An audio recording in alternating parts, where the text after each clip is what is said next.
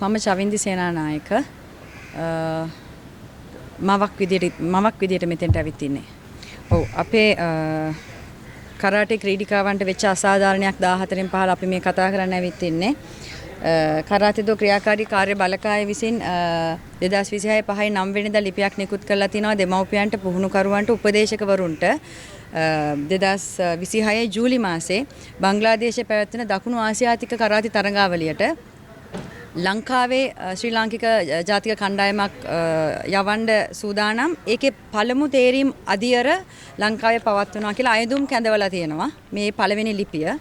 එතකොට ඒ අනුව තේරීම් තරඟය ලංකාවේ පළාත් 3ක පළවෙනියට සූදානම් කරේ. පළාත් 3ට වයස් කාණ්ඩ බෙදලා සූදානම් කරලා තිබුණා. ඒකට දෙමව්පියෝ අයදුම් කරලා තිබුණා.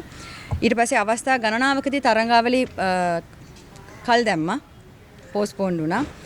ඒත් දෙමව්පියෝ මේක මාසයක් තිස්සේ අල්ලගෙන හිටියා. තරඟාවලි ඉවර වුණා. ඊට පස්සේ අපිට දෙවෙනි අදියර දැන් මම කිව්වේ පළවෙනි අදියරය තියෙනවයි කියලා 6යි 9 වෙනිදා ලිපියකින් දුන්නා 5යි 9 ලිපියකින් දුන්නා ඊට පස්සේ දෙවෙනි අදියරය පවත්වනවා කියලා 6යි 22 ලිපියකින් දීලා තියෙනවා. ඒකේ සම්පූර්ණ ක්‍රයිටීරියා එකත් එක්ක තරඟ නිර්ණායක එක්ක මෙන්න මේ විදිහටයි පවත්වන්නේ දෙවෙනි අදියරය කියලා. ඒකටත් දෙමව්පියන්ගේ කිසිම විරෝධතාවයක් තිබුණේ නැහැ. ඒ කියන්නේ පළවෙනි අදියරේ ළමයි යම් කිසි සංඛ්‍යාවක් තෝරගෙන දෙවෙනි අදියරයකින් තෝරගන්න ළමයි තමයි තරඟයට යවන්නේ කියලා ඒ ලිපියෙන් අපිට පැහැදිලිව දැනුම් දුන්නේ. ඊට පස්සේ තුන්වෙනි ලිපියෙන් දැනුම් දීලා තියෙනවා අපේ තරඟ පවත්වලා ඉවර කරාට පස්සේ මේක 6යි 23 වෙනිදා under 14 sub junior categories වල තරඟ යන අතරතුර මේ ලිපිය නිකුත් කරලා තියෙන 6යි 23 වෙනිදා මේකෙන් කියන්නේ 26 වෙනිදා ජූනි 26 වෙනිදා උදේ 8ට ජාතික සංචිතයට රෙජිස්ටර් වෙන්න සියලුම ලිපි ලේඛන අරගෙන එන්න කියලා ලියාපදිංචිය සඳහා. අද උදේ 8ට. එතකොට ඊයේ වෙනකොට මේකට හැමෝම එක් දින සේවාව මගින් පාස්පෝර්ට් ගුවන් ගමන් බලපත්‍රය හැමදේම සකසගෙන ලිපි ලේඛන හදාගෙන ලිපි ලේඛන ලොකුවක් ගුණයක් තිබුණා මේකේ. ඒ හැමදේම සකසගෙන දෙමව්පියෝ ලෑස්තිලා ඉද්දි ඊයේ රෑ 8:45 පහුවෙලා මෙන්න මෙහෙම ලියුමක් එනවා මේ තරඟය තවදුරටත් පවත්වන්නේ නැහැ කියලා. සහ 14න් 15 ළමයි සහභාගී කරවන්නේ නැහැ කියලා. ඉතින් විශේෂයෙන්ම අපේ අවුරුදු 14න් 15 දරුවන්ට මේ තරඟය තමයි සිහිනය. මොකද රට නියෝජනය කරන්න පුළුවන් අවස්ථාවක් ඒ ළමයින්ට හම්බෙන්නේ අවුරුද්දකට හෝ දෙකකට සැරයක්. ඉතින් මේක ජාතික සම්මේලනය විසිරුවා හැරීමත් එක්ක සාමාන්‍යයෙන් බොඳ වෙච්ච හීනයක් බවටයි පත් උනේ. ඒ කොහොම නමුත් එහෙම තියෙද්දි අපි බලාපොරොත්තුවක් තියාගෙන හිටියා නව අමාත්‍යතුමා පත් කරපු මේ කමිටුව මගින් මේක කරනවයි කිව්වහම අපි බලාපොරොත්තුවක් තියාගත්ත අපේ දරුවන්ට මේ තරඟය සඳහා යන්න පුළුවන් කියන එක. මොකද ඒගොල්ලෝ අපිට ලබා දුන්නා මේ දරුවන්ව මේ තරඟයට සහභාගී කරවන්න පුළුවන් කියන එක. ඉතින් ඒ පොරොන්දුව මත තමයි අපි මේ ශූරතාවලියට දරුවෝ යොමු කරේ. ඉතින් ඇත්තටම මේ තේරීම් තරඟයට ළමයි යොමු කරලා මේ ළමයි දැන් නොඑක් මාධ්‍ය වලින් පෙන්නනවා දරුවෝ නිින්ද ගිය දරුවන්ගේ ෆොටෝ පෙන්නනවා එක ෆොටෝස් පෙන්නනවා. ඉතින් මේ ඔක්කොම තියෙද්දි දරුවෝ එතන නිදාගෙන හරි මේ මීට් එක ගැහුවේ මේක අත්‍යවශ්‍ය නිසා. දරුවන්ට අනිවාර්යයෙන්ම අවශ්‍ය දෙයක් නිසා දෙමාපියන්ගේ බලාපොරොත්තු දරුවන්ගේ බලාපොරොත්තු මේ සියල්ල නැතිවීමක් ඊරෑ වුණේ. එතකොට මේ හැම දෙයකටම පයින් ගහලා දානවට වඩා මම හිතනවා මේ දරුවන්ට ඉස්සරහට මේ දරුවන්ගේ දේවල් කරගෙන යන්න විශේෂයෙන්ම අපිට ගිහිල්ලා ක්ලාස් එකක් කරන්න පුළුවන් වාතාවරණය සැකසෙන්නත් ඕනේ මේක निराකරණය වුණොත් තමයි. අපි දරුවන්ට පොරොන්දු වෙලා අපි දෙමාපියන්ට පොරොන්දු වෙලා අපි මෙහෙමයි දැන් ඉන්න මේ කමිටුව අපිට මේ දේවල් කරලා දෙනවයි කියන බලාපොරොත්තු අපි දීලා මෙතනට ඇවිල්ලා අන්තිම මොහොත දක්වා මේගොල්ලන්ව ගෙනල්ලා ඉවර වෙලා අන්තිමට අතෑරලා දැම්මහම ඒගොල්ලන්ට යන එන මොකුත් නැහැ අපිට යන එන මොකුත් නැහැ. අපිට ගිහිල්ලා නැවත ඒ ක්ලාස් එකකට ගිහිල්ලා ඒ දෙමාපියන්ගේ දරුවන්ගේ මූණ බලන්න වෙන්නේත් නැහැ. ඒ නිසා මං ඉල්ලීමක් කරන්නේ අපිට අමාත්‍යංශ මට්ටමින් මේක දෙන්න බැන්නම් අපිට පෞද්ගලික මට්ටමින් අපේ දරුවන්ව සහභාගී කරවන්න හරි අවස්ථාව දෙන්න කියන එක. මොකද එහෙම වුණොත් අපිට පුළුවන් දෙමාපියෝ කැමැත්ත තියෙනවා. අපේ සමහර දෙමාපියෝ ඊයේ වෙනකොට සමහරු වාහනවල රීෆිනෑන්ස් දාලා මුදල් අරගත්ත අය ඉන්නවා.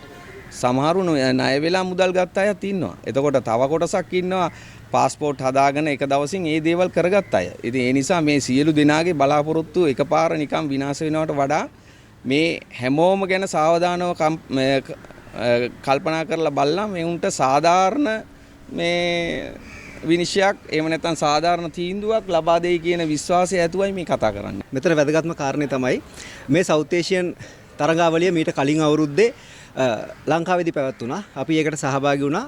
ඒ ලංකාවේදී පැවැත්ති තරඟාවලිය සඳහා අනිත් රටවල් නියෝජනය කරමින් මේ ජූනියර් කණ්ඩායම් වගේම සීනියර් කණ්ඩායම් සම්බන්ධ වුණා. මේක සුගතදාස ක්‍රීඩාංගණයේ තිබ්බේ. එතකොට මේ වෙනකොට මේ තරඟාවලිය ඩකාවල තියෙනවා කියලා ආසියානු කරාටේ ෆෙඩරේෂන් එක නිවේදනය කරලා තියෙනවා. මේක මාස ගානකට කලින් කරපු නිවේදනයක්. එතකොට ඩකාවල තියෙන තරඟය ලබන මාසේ එහෙම නැත්නම් ජූලි මාසේ 17 වෙනිදා පටන් ගන්නවා. කොහොම වුණත් මේ තරඟාවලිය සඳහා සිලෙක්ෂන් පටන් ගත්තේ මැයි මාසේ 30 වෙනිදා වගේ දවසක. එතන ඉඳන් දවස් මාරු කර කර මේ සිලෙක්ෂන් එක ගැන ඇද හිටියා. මන් දන්නේ ඒක කවුද කරේ කියලා. කොහොම වුණත් සිලෙක්ෂන් එකේදී විවිධ අඩුපාඩු තියෙනවා කියලා අපිට තේරුණා මේ දවස්වල. කොහොම වුණත් ඒ ඔක්කොම ඉවර කරලා මේ සිලෙක්ෂන් එක දැන් ඉවර කරලා තියෙනවා එක වයස් කාණ්ඩයක් ඇරෙන්න. අවසානයේ ඊයේ දවසේ වෙනවා. ඒ කියන්නේ අද උදේ සිලෙක්ට් වෙච්ච හැම දරුවෙක්ගෙම දෙමාපියෙකුට එන්න කියලා නිවේදනයක් නිකුත් කරලා තිබ්බා. වැදගත්ම කාරණේ තමයි දරුවෝ මේ සිලෙක්ෂන් තරඟාවලිය සඳහා සහභාගී වුණා දිවයිනේ විවිධ ප්‍රදේශවලින්. යාපනයෙන් ආවා, සමහර විට හම්බන්තොටින් ආවා. එතකොට කොළඹට එනකොට ඒ දෙමාපියෝ කලින් දවසේ එන්න ඕනේ. ඒ දෙමාපියෝ කලින් දවසේ ඇවිල්ලා ටූර්නමන්ට් එක ඉවරනකන් රැ වෙනකන් ඉන්න ඕනේ. ඊට පස්සේ ඒ ඔක්කොම කරලා ඒ දෙමාපියෝ පහුවදා තමයි යන්න වෙන්නේ. එතකොට දවස් 3ක් නැවතන් අරන් දරුවොත් එක්ක ඉන්නවා කියන්නේ ලොකු වියදමක්. හැබැයි ඒ දෙමාපියෝ කැපවීම කළා මෙතෙන්ට ආවා. ඊට පස්සේ වැදගත්ම දේ මේ දරුවෝ සමහර විට පාසල් වල තිබ්බ අනිත් වැඩ පවා අතපසු කරගෙන මේ තරඟාවලිය සඳහා සූදානම් වුණා. මොකද මේක වැදගත් තරඟයක් හින්දා. ඒතර මේ ඔක්කොම කරාට පස්සේ සිලෙක්ෂන් එක කරලා පිටරට යවන්න එන්න කියනකොට ඊළඟට නිවේදනයක් එනවා මේ තරඟය සඳහා සහභාගී වෙන්නේ නැහැ කියලා. දැන් අපිට ප්‍රශ්න තිබ්බේ මේ තරඟයට සඳහා සහභාගී වෙන්නේ නැහැ කියලා කවුද කිව්වේ කියන එක. ඒ ගැන මම පුද්ගලිකව විමසීමක් කළා. එතනදී කිව්වා අමාත්‍යවරයා මේකට අවස්ථාව ලබා දුන්නේ නැහැ කියලා. ඉතින් අමාත්‍යවරයා මේකට අවස්ථාව ලබා දුන්නේ නැත්තේ මොන හේතුවටද කියන එක දන්නේ නැහැ. කොහොම වුණත් මේ වර්තමාන කමිටුවේ ඉන්නෙත් අමාත්‍යවරයා විසින් පත් කරපු කණ්ඩායමක්. ඊට පස්සේ මුලදී මේ ගැන කතා කරද්දී අපිට ඉස්සෙල්ලාම කිව්වා අධ්‍යාපන අමාත්‍යාංශයේ මේකේ සම්බන්ධතාවය ලබාගෙන නැහැ කියලා, අවසර ලබාගෙන නැහැ කියලා. ඒතකොට මම දන්න තරමින් අධ්‍යාපන අමාත්‍යාංශයෙන් අවසර ලබා ගන්න නම් අනිවාර්යයෙන්ම සිද්ධ වෙනවා අපිට සිලෙක්ෂන් එකක් කරලා ඒ ක්‍රීඩකයන්ගේ නන්ලයිස්තුව ඉදිරිපත් කරන්න. එතකොට ඒක හෙට වුණත් කරන්න පුළුවන්. මොකද පවතින ආණ්ඩුවේ අග්‍රාමාත්‍යවරිය තමයි අධ්‍යාපන අමාත්‍යවරිය. එතුමියට පුළුවන් මේකට එක දවසකින් ඕනනම් අප්‍රූවල් එක දෙන්න. ඊළඟට වැදගත්ම දේ තමයි ඊට පස්සේ කිව්වා ඩකාවල තියෙන සිකියුරිටි රීසන්ස් හින්දා දරුවෝ යවන්න බෑ කියලා. ඊට පස්සේ අපි ඩකාවලට කතා කළා. එහෙ කරාටි ෆෙඩරේෂන් එකේ සෙක්‍රටරි කෙනෙකුට කතා කරා. ඒගොල්ලෝ කිව්වා කිසිම ප්‍රශ්නයක් නැහැ. අනිත් හැම රටක්ම මේ වෙනකොට මේ තරඟාවලිය සඳහා සහභාගී වෙන්න කන්ෆර්ම් කරලා තියෙනවා කියලා ඒගොල්ලෝ කිව්වා. එතකොට ඒගොල්ලෝ ලංකාව ෆෙඩරේෂන් එකට කතා කරාම ලංකාවෙන් එවනවා කියලා කිව්වත් කිව්වා. කොහොම වුණත් මේ වෙනකනුත් මේ කිසිම දෙයක් සිද්ධ වෙලා නැහැ. අපි අමාත්‍යවරයාට ඒක දැනුම් දුන්නා. අපි මේ වෙනකොට ජනාධිපතිතුමන්ට ඒක දැනුම් දීලා තියෙනවා. ඊට පස්සේ වෙන්න ඕන හැමතැනම මේක දැනුම් දීලා තියෙනවා. වැදගත්ම දේ මේ දරුවෝ සිලෙක්ට් වෙලා ඉවර වෙලා එතෙන්ට ගිහිල්ලා මේ දරුවෝ තමන්ගේ සෝෂල් මීඩියා වල දෙමව්පියෝ මේ දරුවන්ගේ අචීව්මන්ට්ස් දැම්මා. ඒ වගේම සමහර විට දරුවෝ නෑදෑයොන්ට කිව්වා මම සිලෙක්ට් වෙලා ඉන්නේ කියලා. මේ අහිංසක පුංචි දරුවෝ තමන්ගේ මානසික මට්ටම හදාගෙන අර ජයග්‍රහයකෙක් කියන මානසික මට්ටමින් ගමට ගිහිල්ලා හැමෝටම කිව්වා තමන් සිලෙක්ට් වෙලා ඉන්නේ කියලා.